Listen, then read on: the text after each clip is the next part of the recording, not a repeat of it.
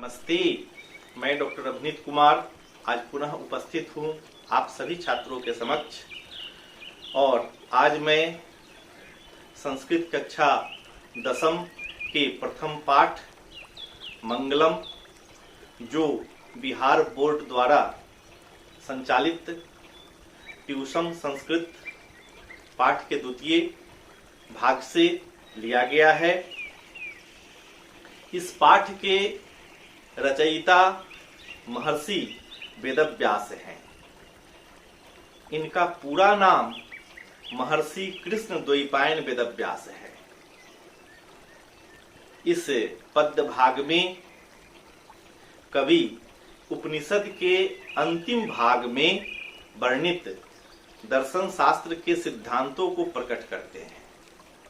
इसमें सभी जगह परम पुरुष अर्थात परमात्मा की महिमा मुख्य रूप से गाई गई है।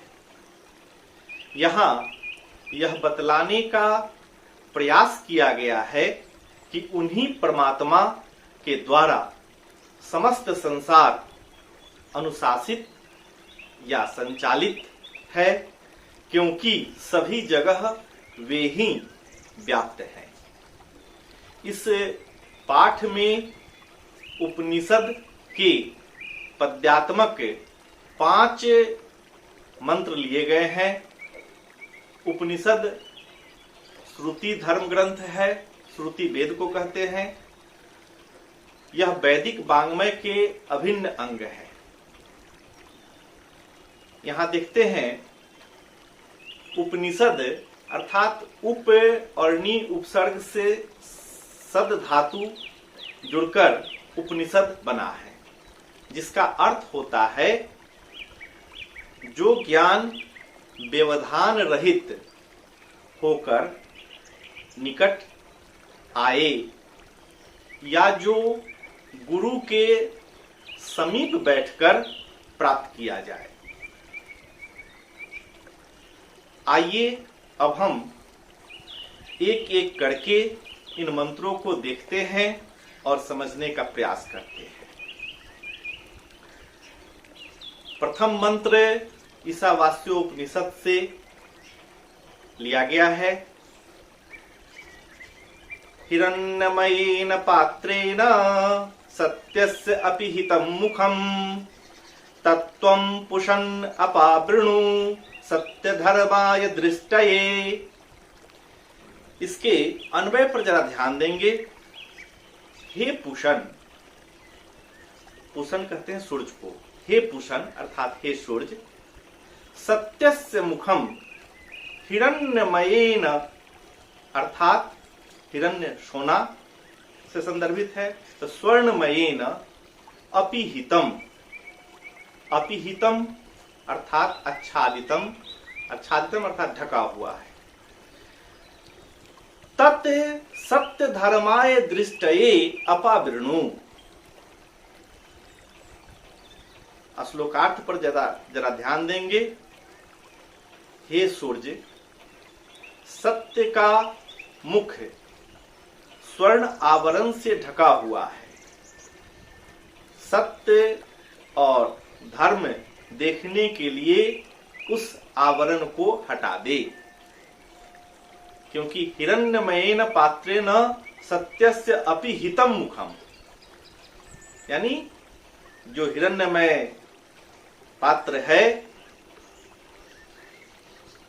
आच्छादित है, ढका हुआ है स्वर्णमय पात्र से, उसको हटा दे, जिससे सत्य और धर्म देखने के उस आवरण को हटाने पर हम लोग सत्य और धर्म को सही से जान सके।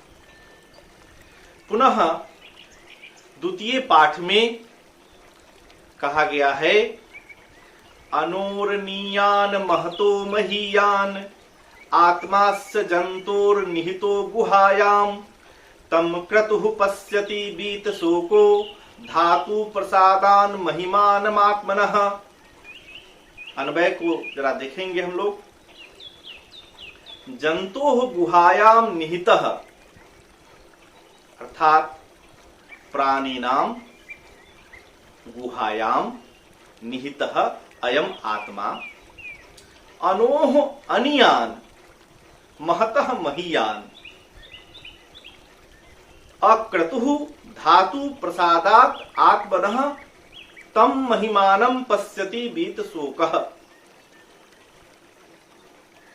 देखिए, अनोर अनियान, यहां यह जो अणु है वह सूक्ष्म से भी सूक्ष्म है। तो यहां कहा जा रहा है कि प्राणी के हृदय रूपी गुफा में स्थित यह आत्मा उस अणु से भी अणु अर्थात उस सूक्ष्म से भी सूक्ष्म है तथा महान से महानतम है। परमात्मा की कृपा से उसकी महिमा को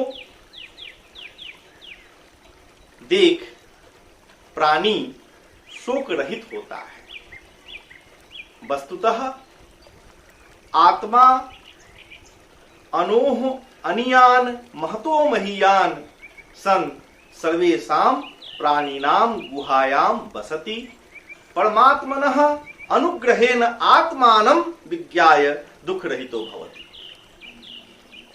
यानी प्राणी के हृदय रूपी गुफा में स्थित आत्मा अणु से भी अणु अर्थात सूक्ष्म से सूक्ष्मतर तथा महान से महानतम है।